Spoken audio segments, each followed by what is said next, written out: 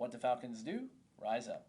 Welcome to Rise Up Reactions, the show where we talk all things Falcons, NFL, Georgia sports, and in general the sports news of the day.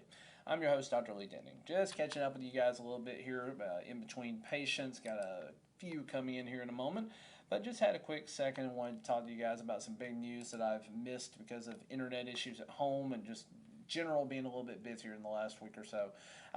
News that I didn't get a chance to talk to y'all about. Deion Jones will miss the entire offseason with a shoulder injury. He had surgery on it, and he is looking to potentially be back by the middle or end of the preseason. Typically, shoulder injuries, regardless of what they are, if they require surgery, you're talking about a 2-week period of immobility, about another 4 to 6 weeks total before you are doing a lot of intensive rehab.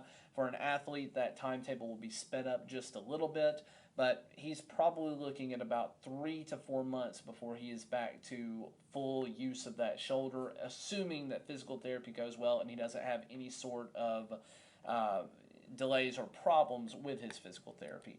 But this opens the door for a couple of things. First off, Dan Quinn over at Dallas has expressed interest in Deion Jones, who is one of the guys that he drafted onto the team or helped draft onto the team back when he was our head coach.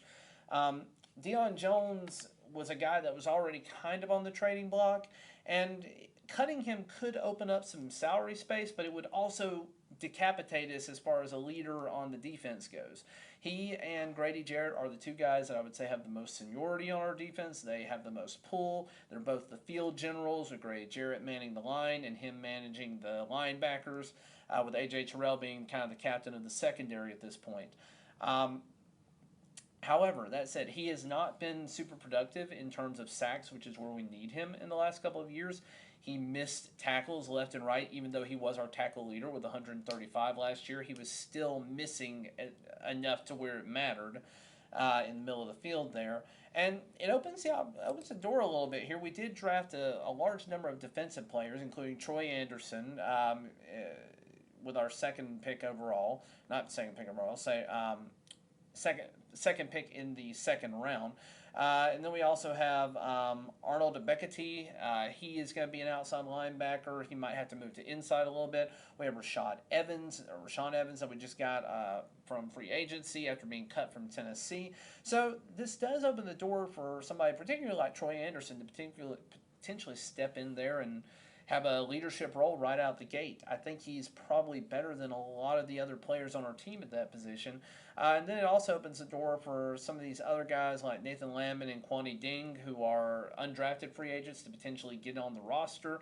And again, Deion Jones, if we were able to make a trade at this point in time, maybe with the Cowboys, the dead cap on that would be $5.3 million, as opposed to what it would have been pre-June 1st, which was closer to about 18 or 19 million.